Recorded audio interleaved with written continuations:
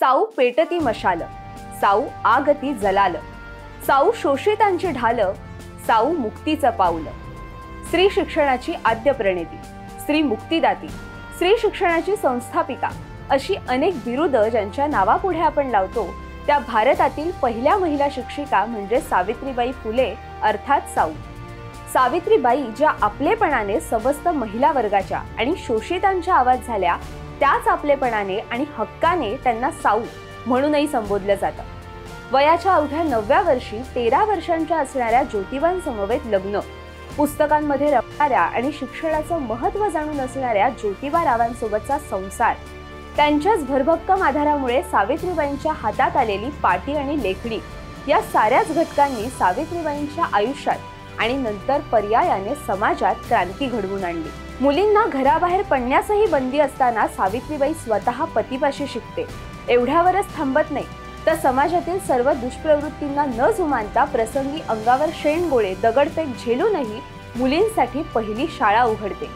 शाळेचं स्वागत सनातनी उच्चवर्णीयांकडून धर्म बुडाला जग बुडणार कली आला असं सांगून करण्यात येतं। हे सगळंच अंगावर काटा आणणारं। केवळ स्त्री शिक्षण इथपर्यंतच सावित्रीबाईंचं काम मर्यादित राहत नाही। त्यांनी महात्मा फुलेंनी स्थापन केलेल्या सत्यशोधक समाजाच्या कार्यातही हातभार लावला होता। त्या लेखिका आणि कवयित्रीही होत्या। महिलांच्या हक्कांबाबत जागरूकता निर्माण करण्यासाठी त्यांनी महिला सेवा मंडळाची स्थापना केली। त्या भ्रूणहत्या विरोधी कार्यकर्त्या सुद्धा होत्या। त्यांनी महिलांसाठी निवारास्थान उघडलं, जिथे ब्राह्मण विधवा त्यांच्या मुलांची सुरक्षितपणे प्रसूती करू शकत होत्या आणि त्यांची इच्छा असल्यास त्यांना दत्तक घेण्यासाठी तिथे सोडूही शकत होत्या। सावित्रीबाईंनी स्वतः यशवंत या ब्राह्मण विधवेच्या मुलाला दत्तक घेतलं होतं। सावित्रीबाई आणि ज्योतिबा रावांनी सती प्रथेला कडाडून विरोध केला आणि त्यांनी विधवा आणि वंचित मुलांसाठी घर सुरू केलं। सावित्रीबाईंनी महात्मा फुलेंना लिहिलेल्या दुर्मिळ पत्रांमधून त्यांच्या अंगी असलेल्या विविध गुणांचं दर्शन होतं। त्यांच्या एका पत्रातून जाणवतं की आंतरजातीय प्रेम आणि विवाहपूर्व गरोदरपण या दोन्ही गोष्टींकडे सावित्रीबाई गुन्हा म्हणून बघत नाहीत, त्या तरुणीला कलंकित मानत नाहीत, तर एक सहज मानवी व्यवहार म्हणूनच त्या या सगळ्या घटनांकडे बघतात।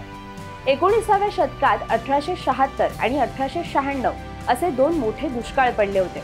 1876-77 मधला दुष्काळ हा 19व्या शतकातला सर्वात भीषण दुष्काळ मानला जातो। या दुष्काळात सावित्रीबाई सत्यशोधक समाजाच्या कार्यकर्त्यांसोबत गावोगाव फिरून दुष्काळग्रस्तांना मदत करण्याचं काम करत होत्या। याचे दाखले त्यांनी 1877 मध्ये ज्योतिबा रावांना लिहिलेल्या पत्रामधून मिळतात। टीकेला न घाबरता हाती घेतलेलं काम करत राहावं असं सांगत सावित्रीबाई कर्मसिद्धांतच मांडत होत्या। सावित्रीबाईंच्या कार्याचा, त्यांनी महिलांसाठी घालून दिलेल्या पाऊलवाटेचा प्रवास आजही गावकुसा बाहेरच्या बाया असोत किंवा कॉर्पोरेटमधील फाडफाड इंग्लिश बोलणाऱ्या बायका असोत, त्यांच्यासाठी नेहमीच प्रेरणास्थान राहिलाय। आजही तिच्या कर्तृत्वाची ओवी घराघरात गुणगुणली जाते।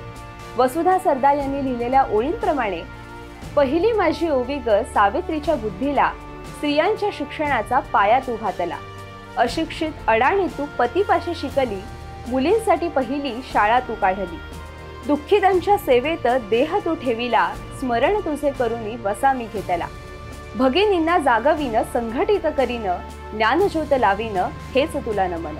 सावित्रीबाई फुले यांना त्यांच्या स्मृतिदिनी विनम्र अभिवादन। तुम्हाला ही माहिती कशी वाटली हे आम्हाला कमेंट करून नक्की कळवा आणि अशाच नवनवीन माहितीपूर्ण व्हिडिओसाठी ओनली मानिनीला नक्की सबस्क्राईब करा।